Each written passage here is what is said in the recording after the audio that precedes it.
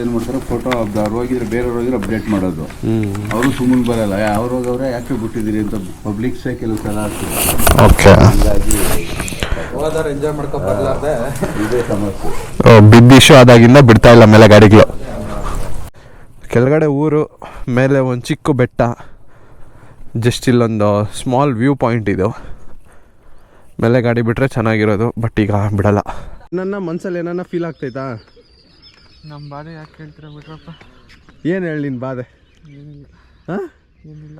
ಈ ಕಪಲ್ಸ್ನೆಲ್ಲ ನೋಡಿ ಫೀಲ್ ಆಗ್ತಾ ಇದೆಯಾ ಮಚ್ಚಿ? ತುಂಬ ಆಗ್ತಿದೆ, ಬಟ್ ಮಾಡೋಕ್ಕೂ ಆಗಲ್ಲ. ಓಹೋ ಮಚ್ಚಿ, ಫೋಟೋ ಹಿಡಿಬೇಕಾ ಮಚ್ಚಿ? ಇಲ್ಲಿ ಪೊದೆಯಲ್ಲಿ ಬೇಡ ಬಿಡ ಮಚ್ಚ, ಆಮೇಲೆ ನಿಮ್ಮ ಅಪ್ಪ ನೋಡಿ ಜಲ್ದಿ ಮದುವೆಗಿದ್ವಿ ಮಾಡ್ಬಿಡೋಣ. ಆಮೇಲೆ ನನ್ನ ಮಗ ಏನು ಇವಾಗ ಪೊದೆಗೆ ಹೋಗ್ತಾವನಂತ.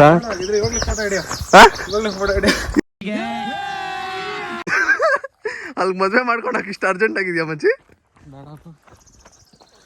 ನಮ್ಮ ಗಾಡಿನ ನಮ್ಮ ಬಾಡಿನ ಸಾಕೋಣಕ್ಕೆ ಆಗ್ತಾ ಇಲ್ಲ ನಮ್ಮ ಕೈಯಲ್ಲಿ.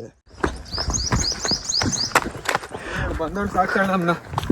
ಓ, ನಾನು ನಮ್ಮ ಅಮ್ಮಂಗೆ ನನ್ನ ಹಂಗೆ ಹೇಳಿದ್ನಪ್ಪ.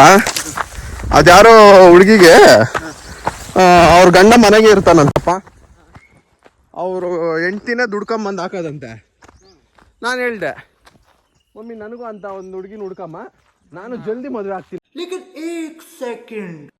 ಅಡುಗೆ ಎಲ್ಲ ಕಲ್ತ್ಕೊಂತೀರಪ್ಪ. ನಾವೇ ಅಡುಗೆ ಕಲ್ತ್ಕೊಂಡೆಲ್ಲ ಮಾಡ್ತೀರಪ್ಪ. ನಾನು ಅಂತ ಆಪರ್ಚುನಿಟಿ ಕೊಟ್ಟೆಪ್ಪ ನಮ್ಮ ಅಮ್ಮಗೆ. ನಮ್ಮಮ್ಮ ನೀನೇ ಹುಡ್ಕೋ ಅಂದರು. ನನಗೆ ಸಿಗಂಗಿಲ್ಲ ಅಂತ ತಾನೇ ಹೇಳ್ತಾರೆ. ಬರೀ ಇಂಥದೆಯಾ? ಅದು ಅವ್ರು ಅರ್ಥ ಮಾಡ್ಕೊಂತ ಇಲ್ವೇ?